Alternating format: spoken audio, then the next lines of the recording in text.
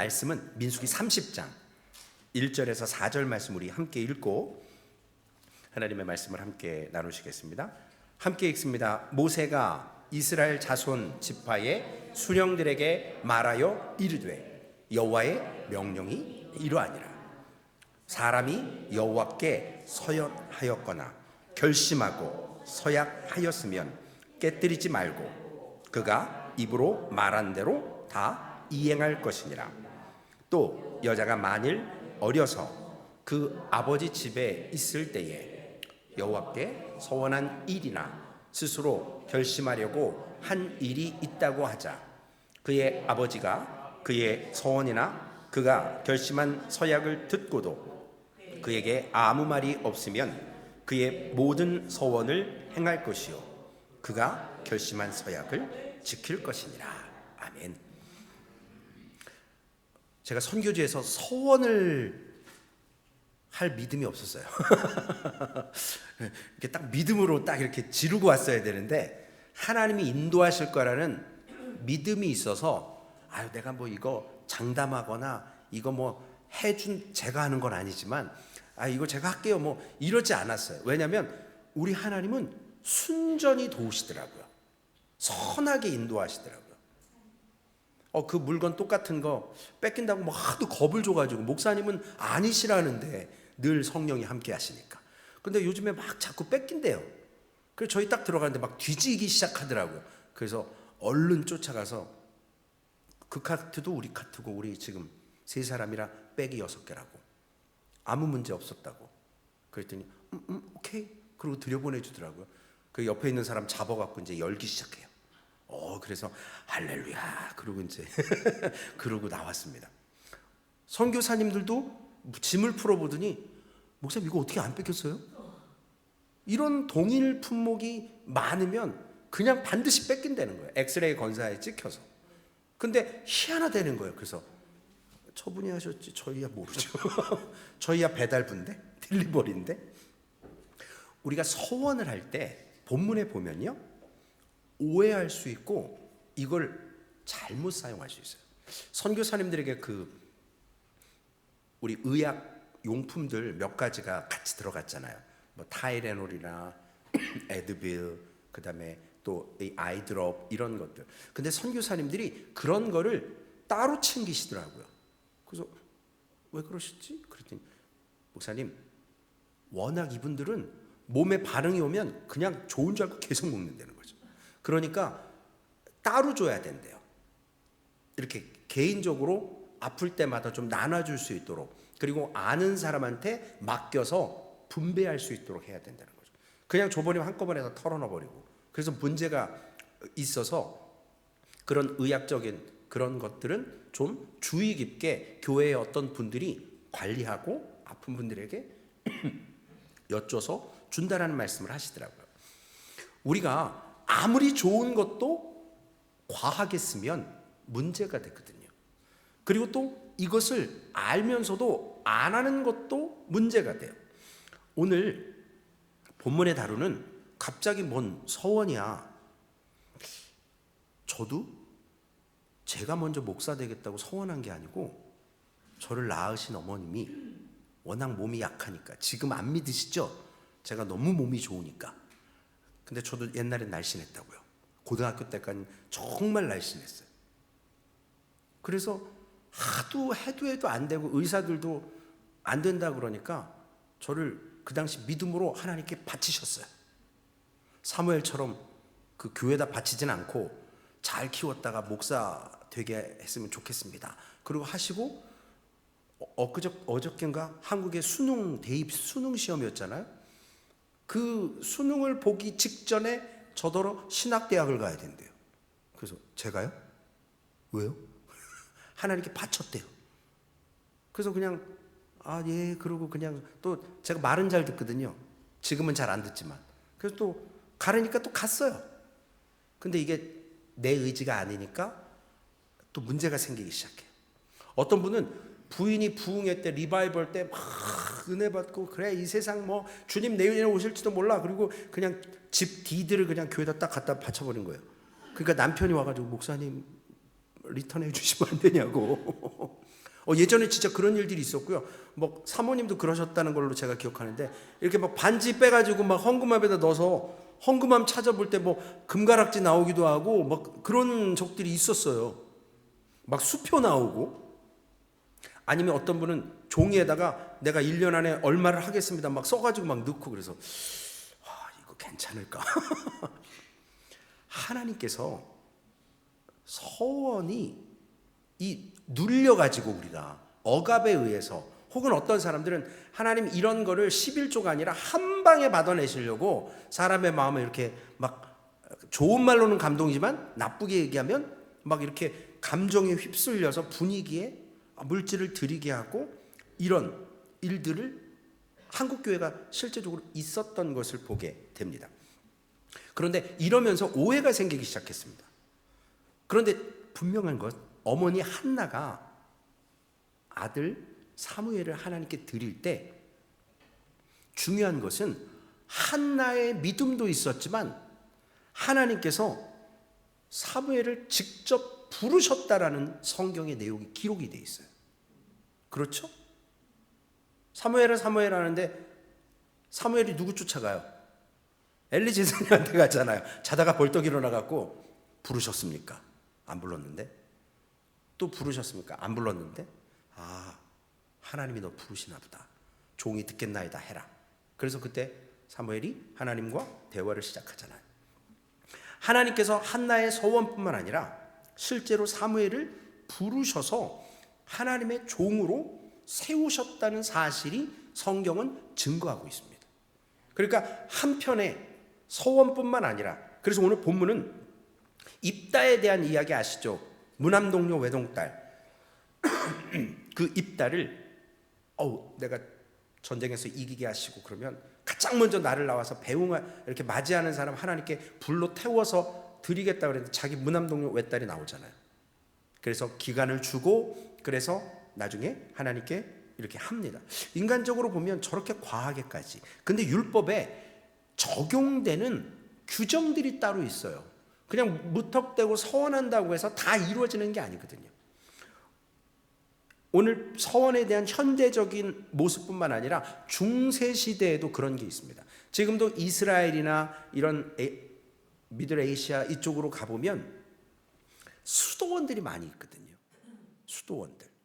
그러한 것들이 생긴 이유는 핍박과 그리고 신앙의 정절을 위해서 세상과 단절되어서 고립된 지역에서 하나님만 온전히 바라보겠다라는 믿음으로 세워졌는데, 당시 평생 수도사로 수녀로 서원하고 수도원이나 이런 수녀원으로 들어가는 분들을 보면 이분들이 일반적인 세상에서 사는 믿음의 어떤 경지, 뭐 좀 표현이 그렇지만 믿음을 좀 더 이렇게 하나님과 관계를 잘 갖기 위해서 영적인 삶의 그런 경지를 높이기 위해서 수도원에 들어가는 일들을 많이 했었습니다.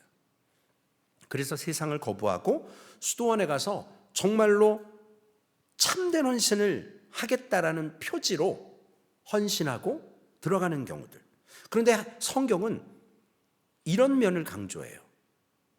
성경이 말하는 신앙의 진짜 가치는 금욕에 있는 순간도 필요하지만 분별력과 지혜를 가지고 세상에서 할 것과 하지 말 것을 잘 결정하며 살라는 거예요. 주님은 우리에게 세상 밖으로 세상과 결별해서 이렇게 살라고 말씀하시지 않았어요. 세상 가운데서 소금과 빛으로 복음을 전하면서. 그래서 민수기 30장에 오늘 본문 전체를 읽었어야 되지만 이 구조를 보시면 먼저 우리가 26장에 인구 두 번째 인구조사를 했습니다. 출애굽하고 했고 지금 가나안 들어가기 직전에 땅 분배를 위해서 인구조사를 합니다. 그리고 27장에서 30장까지는 이제 그 세컨 제너레이션, 이 두 번째 자녀들의 세대, 부모 세대가 이제 여호수아 갈렙 빼고 다 광야에서 죽었기 때문에 이 자녀 세대가 어떻게 살아야 될 것인가, 그들이 염두해야 될 원리들에 대해서 말씀하고 있어요. 그래서 27장에 우리가 그 슬로보앗의 그 딸들이 우리는 아들이 아니라고, 우리 아버지의 이름이 족보에서 제어지고 우리가 땅 분배 못 받는 거 억울하다. 그래서 모세에게 간청했고 모세가 하나님께 기도해서 그들의 말이 맞다, 그들에게도 땅 분배해주고 대신 다른 지파에게 시집가지 말고 같은 지파 안에서, 그래서 땅이 다른 지파에게 넘어가지 않도록 이러한 내용들을 말씀하고 있습니다. 그리고 우리 28장 29장에는 그 예물과 절기에 대해서 규정을 했고, 오늘 30장에 이제 서원에 대해서 하는데 특별히 여성들에 관한 예외적인 규정들을 상세하게 기록을 합니다. 옛날에는 성경 시대에만 해도 여성분들과 노약자들, 어린이들 숫자에 들어가지 않았다라는 그러한 사회적인 어떤 그런 약속들이 있었다고 그랬잖아요.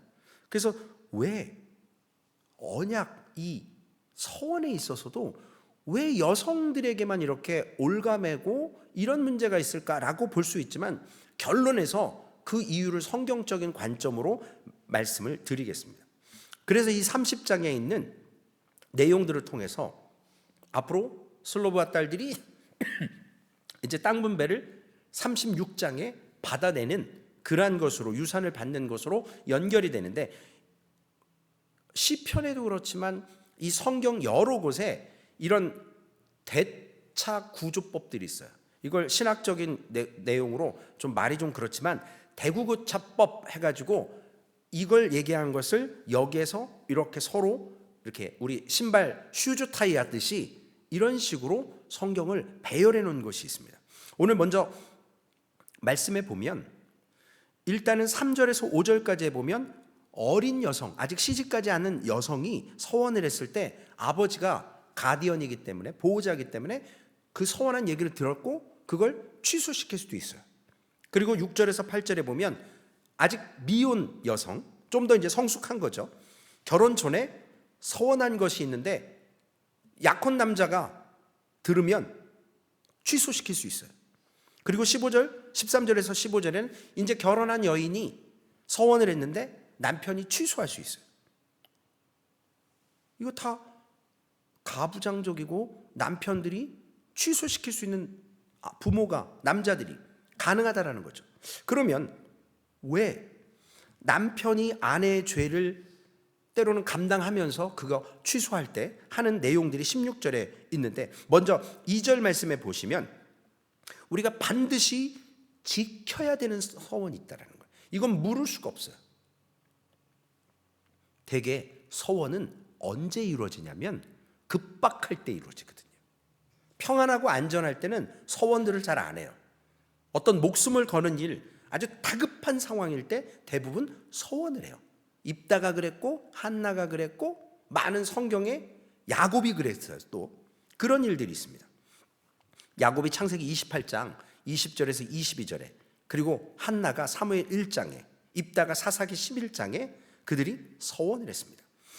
신명기 23장 21절에서 23절의 말씀을 읽어드립니다. 내 하나님 여호와께 서원하거든. 갑자기 바뀌었죠. 영어가 위로 가고. 왜 그런지 아세요?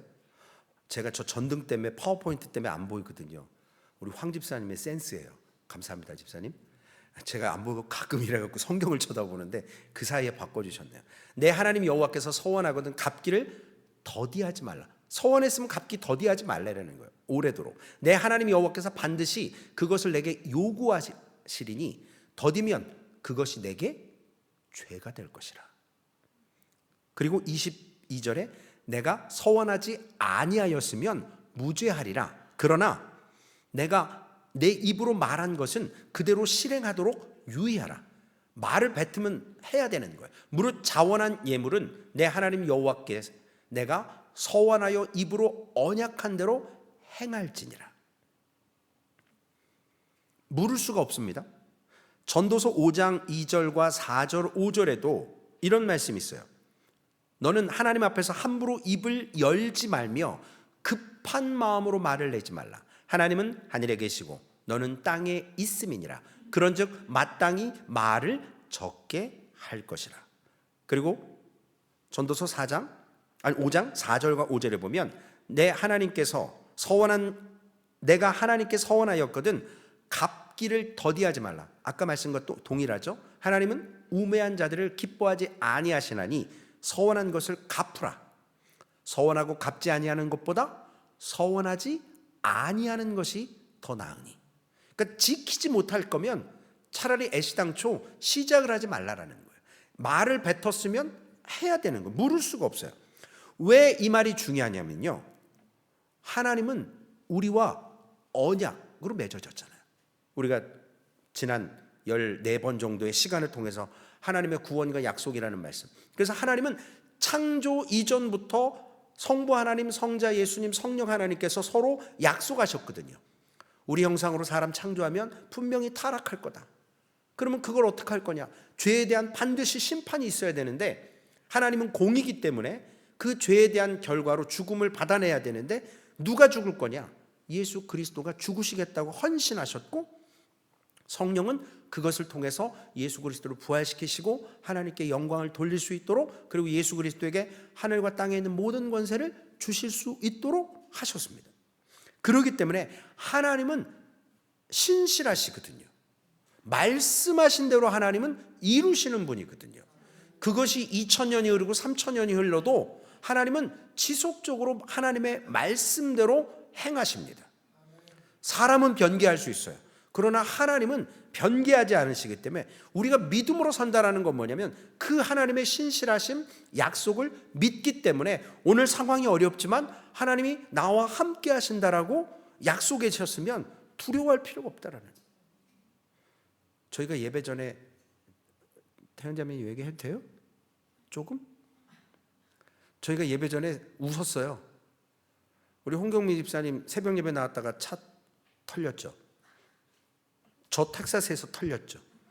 우리 태은자매 유럽 여행 갔다가 남편 거 다 털렸어요. 아주 뜰이 콤보예요 지금. 그래서 저희가 웃었어요. 야, 하나님이 뭘 이렇게 사랑하셔갖고 이런 거 굳이 경험 한 사람만 해도 되는데, 대표로 홍 집사님이. 죄송해요 홍 집사님. 근데 저도 겪고, 저로 끝나는 게 아니라 우리 태은자매가 겪었다길래 제가 사모하고 통화하는데, 아휴 참 사랑하시나 보다. 여러분 안 사랑하신다는 거 아니에요. 당하지 마세요. 여러분은 안 당하시고도 사랑하시는 거예요. 그런데 굳이 그냥 들음으로도 알 수 있는데 체험하게 하시는 이유가 있을 거라는 거죠. 하나님의 뜻을 우리가 지금은 모르지만 참 그 가운데서도 안 다친 거에 감사하고, 하나님께서 인도하신 분명한 은혜가 있습니다. 그래서 하나님은 신실하시기 때문에 반드시 약속을 지키세요. 그렇기 때문에 하나님의 말씀과 모든 약속을 하나님과 했던 것은 지켜내야 된다는 거예요. 그게 사실은 믿음이거든요. 로마서 10장 17절에 보면, 그러므로 믿음은 들음에서 나요. 들음은 그리스도의 말씀으로 말미암거든요. 그러니까 하나님의 말씀, 그리스도 그 말씀, 그것이 우리에게 믿음을 생성시키고 믿음으로 서게 하는 것. 여러분, 우리 몇 달 전에 발람에 대해서 얘기를 한번 나눴습니다. 민수기 23장 19절. 이 이방 거짓 선지자도 이런 얘기를 했어요. 민수기 23장 19절에 하나님은 사람이 아니시니 거짓말을 하지 않으시고 인생이 아니시니 후회가 없으시도다. 어찌 그 말씀하신 바를 행하지 않으시며 하신 말씀을 실행하지 아니하시랴. 이방 거짓 선지자도요, 하나님의 말씀이 변치 않는다라는 걸 너무나도 잘 아는 거예요. 그런데 우리가 서원한 것을 지키지 않는다? 이거 어려운 문제가 되는 거예요. 죄가 되는 겁니다.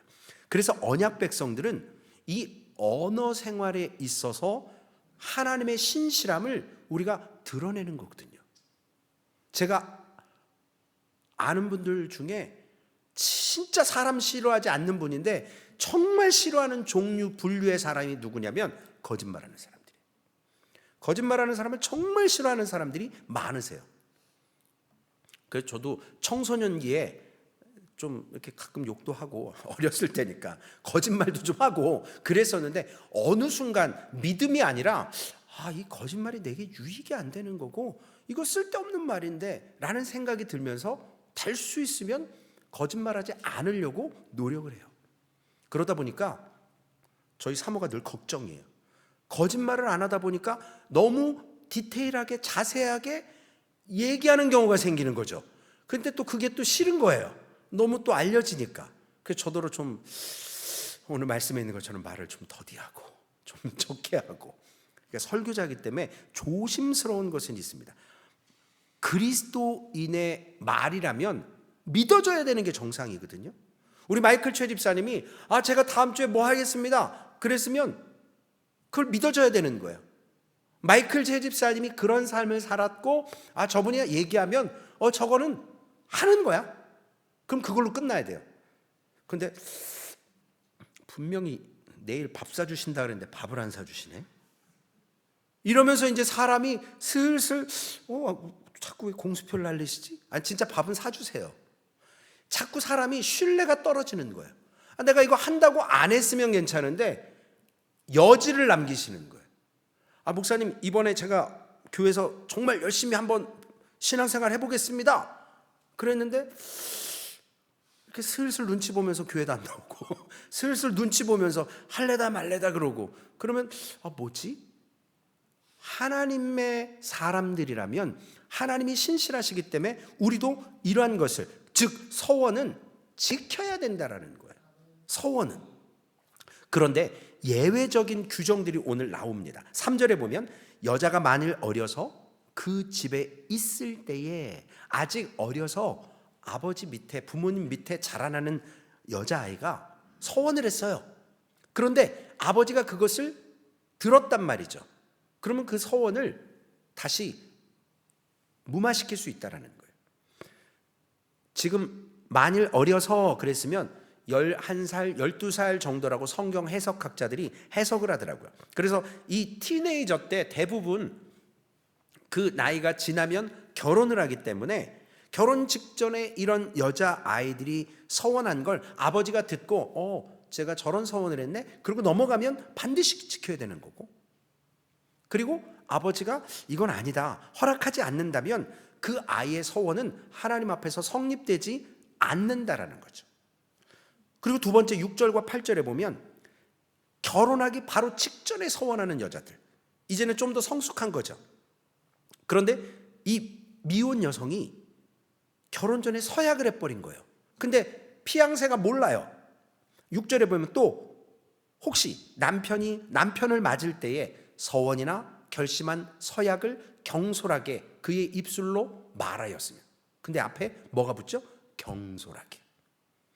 자기가 혼자 있을 때는 할 수 있겠지만 부부가 된다면 조금 어려운 서원도 있을 거라는 거죠. 그렇기 때문에 경솔하게라는 말이 붙은 것 같아요.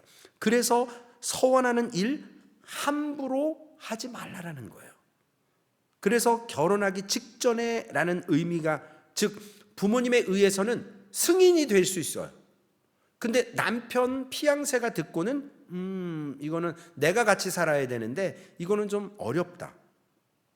세 번째로 이제 홀로 되신 과부나 이혼당한 여성분들의 서원에 대해서 뭐라고 말씀하셨냐면 이건 지켜야 된다는 거예요. 어린아이나 결혼의 직전이나 이런 여성 경우에는 되돌릴 수가 있는데, 남편에 의해서, 남편이 없을 때 남편 없는 것도 서러운데, 과부인 것도 서러운데, 이혼당한 것도 서러운데 서원도 물려줄 수가 없다? 이 말은 뭐냐면요, 이제는 이분들은 보호자가 아닌 성인이라는 거예요. 보호자 없이 당신들이 스스로 어른 되었기 때문에 독립성을 성경이 인정해 준다라는 의미가 많습니다. 개체이기 때문에. 우리 부모님들 다 부모님들이시잖아요. 자녀이고. 저는 지금도 그런 생각을 해요. 두 딸이 제 게 아니에요. 잘못 생각한 적도 있어요. 내 거야. 와이프도 내 거고 두 딸도 내 거야. 이거 다 내 거야. 근데 아니더라고요. 저는 좀 특이한 사항이에요. 교사였고 학생으로 만나서 신분상 처음 만났을 때 선생님에 대한 그 가르침에 대한 게 지금도 없지 않아 남아 있어요. 그리고 나는 선생님이니까 너는 학생이니까 부부의 동등함이 아니라 그런 것들이 남아 있어요. 나쁜 거죠. 버리려고 많이 애를 쓰는데 죄인이라 잘 안 돼요. 그리고 자녀들도 너네는 내 밑에 세대이기 때문에 내 밑에 있을 동안 내가 주장해야 돼 라는 것이 강했어요. 그런데 대학을 딱 갈 때 제가 완전히 오픈해 버렸어요. 죄만 짓지 마. 하고 싶은 대로 해. 너희들이 이제는 알아서 할 나이야. 마찬가지로 오늘 성경에도 세 번째 케이스는 좀 독립성을 인정하는 규례가 있습니다. 그래서 이들은 더 이상 부모의 권위 아래 있는 사람들이 아니고 남편을 잃었고 성인이기 때문에 스스로 이제는 해야 되는데 조건이 하나 있어요. 만약에 과부가 됐거나 이혼을 당했을 때 특히 제사장의 딸일 경우에는 아버지 제사장에게로 돌아왔을 때 음식 먹는 문제에 있어서는 생존의 문제이기 때문에 아버지에게 의존할 수 있게 돼요. 그러나 서원의 분부는 생존이 아니라 안 되는 영어지만 responsibility, 책임의 의무가 있는 거예요. 그렇기 때문에 스스로 서원했으면 과부나 이혼한 여성분들은 지켜야 된다는 거예요. 이제 왜 여자냐는 거죠. 지금도 숫자적으로 보면 소망교회는 그래도 남성 비율이 꽤 돼요. 남성이 7분이나 돼요. 여성분보다 많아요. 여성분 5명인데. 네.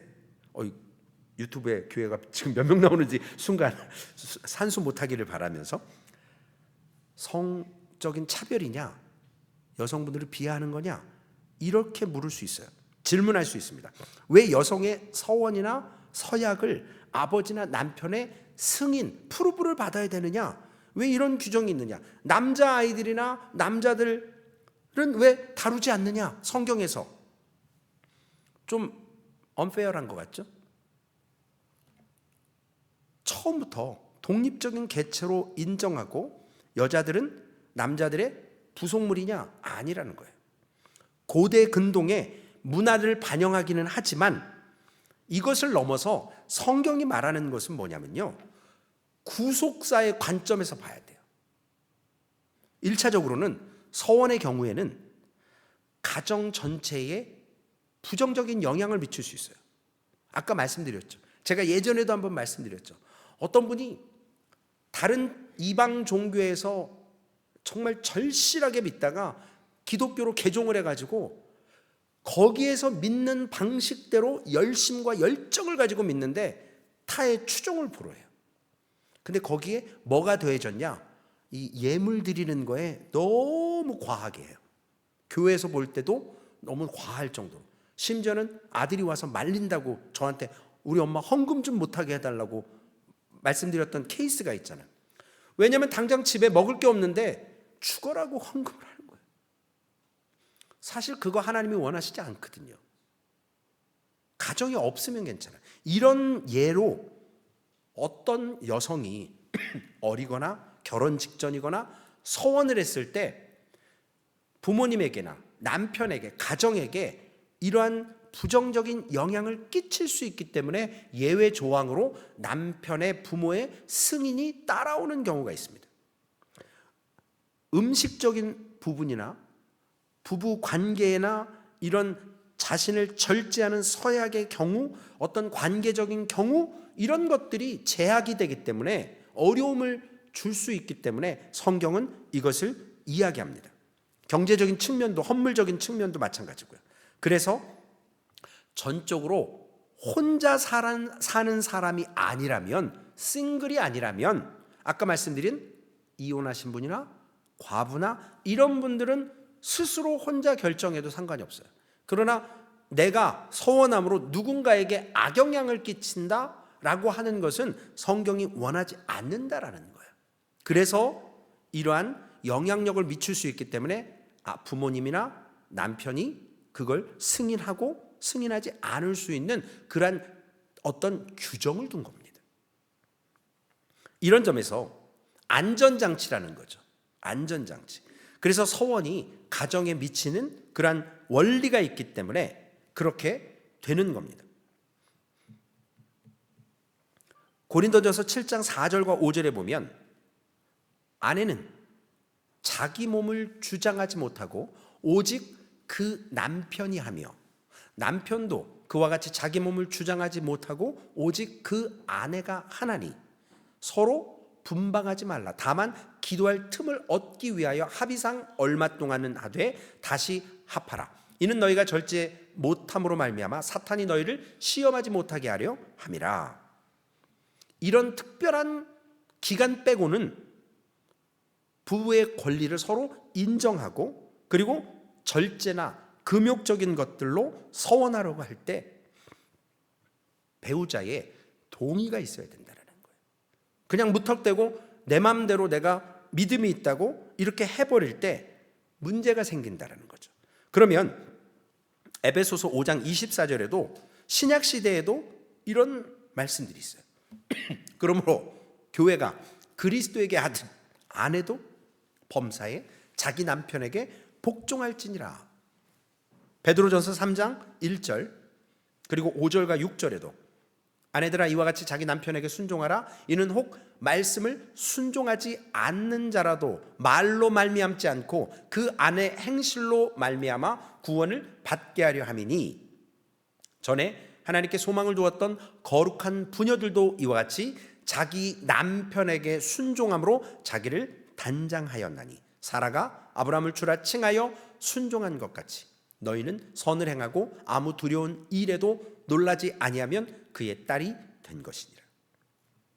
신약 성경도 동일해요. 구약 성경처럼 남자가 여자보다 우월하다, 남편이 아내보다 능력이 있다 이런 것이 아니라 질서적인 거거든요.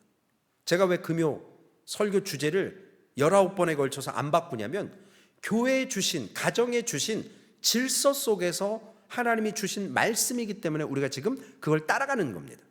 이건 질서예요. 가정적인 안에서. 또 하나,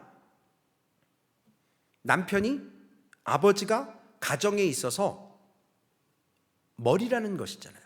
예수 그리스도가 교회가 머리시듯이. 그래서 여자들은 고린도전서에 보면 수건 가리는 문제가 있었었죠. 그리고 또 한 가지 중요한 의미는 민수기 5장에서도 보면 굳이 여성의 남편 이외의 다른 남자와 그 관통에 대한, 지금 뭐 한국에는 법이 없어졌다는데 그런 것을 다룹니다. 가부장적인 남성 중심의 사회로 볼 수 있는 그런 시각이라고 볼 수 있어요. 그런데 이런 본문이 문화와 어떤 여러 가지 것과 비슷한 것 같지만 결론의 말씀이에요. 왜 여성들을 얘기하냐면 자꾸 신실하신 남편 되신 하나님께서 음행하는 이스라엘과 맺은 관계처럼 그 차원에서 설명하시는 거예요. 예수 그리스도는 신랑이시고 교회는 신부거든요. 우리는 지금 뭐 female, male 이거 따지는 게 아니고 영적으로 봤을 때 우리는 신랑 예수 그리스도 재림의 주를 기다리는 거잖아요.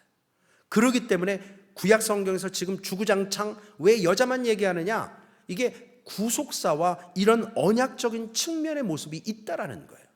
그래서 우리가 하나님 신랑 예수와 교회의 여성적인 그 모습 속에서 신부로서 우리가 과연 성결하냐?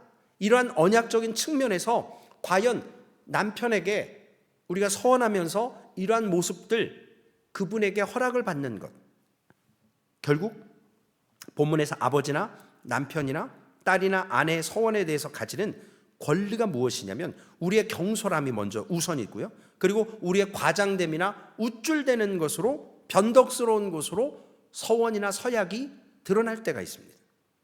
특히 많은 말실수로 인해서 행동보다 말이 앞서는 것을. 그러므로 우리의 서원은 약속이기 때문에 신실하신 변개하지 않는 그 하나님 앞에 이행할 능력이 없을 수가 있어서 늘 조심하라는 거예요. 그래서 우리의 구원은 하나님을 잘 섬기겠다는 서원하는 것에 우리의 능력이 있지 않다라는 거예요. 구원은요, 우리의 능력이나 열심으로 이루어진 게 아니잖아요. 하나님의 약속에 의해서 이루어지는 겁니다. 그래서 창세 전에 약속하신 것이고, 그것을 통해서 우리가 하나님 앞에서 우리의 죄를, 연약함을 인정하고 하나님 앞에 서야 됩니다. 그래서 우리의 남편 되시는 예수 그리스도께서 우리가 깨트린 서약, 우리가 깨트린 그 언약을, 죄로 깨트린 것을 남편 되신 예수 그리스도가 회복시키시는 거잖아요. 십자가의 죽으심으로. 그것이 구속의 비밀이잖아요. 그래서 성경에 지금 여성적인 것들을 이용하는 것은 바로 민수기 30장에서 이야기하는 것, 경솔하게 서원해서는 안 된다. 그리고 영적으로 얘기해서 우리가 신부이기 때문에 신랑 예수 그리스도 앞에서 신부로서 지금 정말 순결하게, 정결하게 단장하고 있느냐라는 것을 관점에서 성경을 보셔야 된다는 겁니다. 과연 우리가 그 신랑 대신 남편 예수 그리스도를 신뢰하는 믿음으로 지금 헌신하고 있느냐, 서원하고 있느냐. 내 의가 아니라 그 안에서 참된 평안과 만족과 위로가 있다는 것입니다. 그래서 오늘 이 서원의 부분은 정말로 그리스도와 우리가 결혼 관계잖아요. 우리가 예수를 믿었다라는 것은 예수 그리스도를 신랑으로 우리는 거룩한 신부로 살겠다라고 언약한 거거든요. 그래서 그분과 함께 믿음의 삶을 사는데, 그 서원을 잘못함으로 그 신랑 예수 그리스도를 불편하게, 혹은 우리가 행하지도 못할 일을 입술로 함부로 발설하는 것에 대해서 불편하게 만들 이유가 없다라는 거예요. 그래서 저도 예전에는 이게 고대 근동의 여성들을 참 무시했구나, 이런 관점으로 봤어요. 그러나 구속사의 관점으로 보셔야 됩니다. 질서의 문제로 보셔야 돼요. 그래서 우리 교회는 항상, 우리 그리스도인들은 신랑 예수 그리스도와 신부된 관계이기 때문에 늘 정결하게 그분과의 교제를 통해서 회복되어지고 공급받아야 됩니다.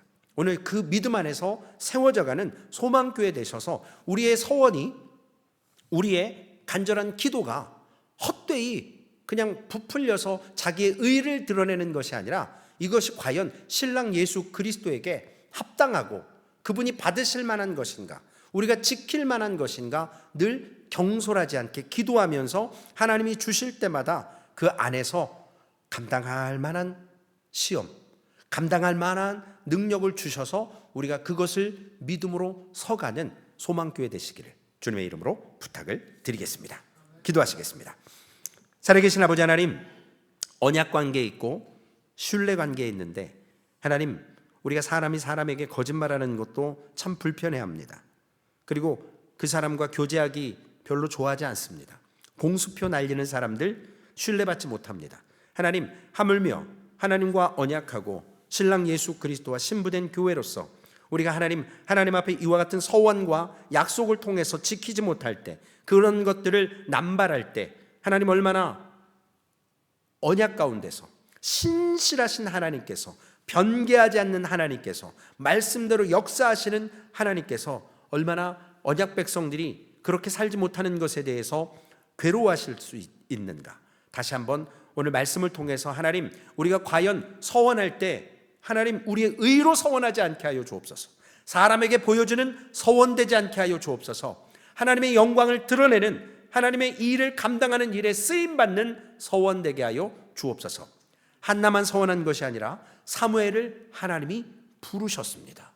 하나님, 이와 같이 합력하여서 선을 이루게 하시고 하나님의 선하심으로 하나님 우리에게 인도하여 주셔서 소망교회는 신부된 교회로서 하나님 이 믿음의 아름다운 순결함, 성결함을 잘 지켜나가는 마지막 때에 순전함이 필요합니다.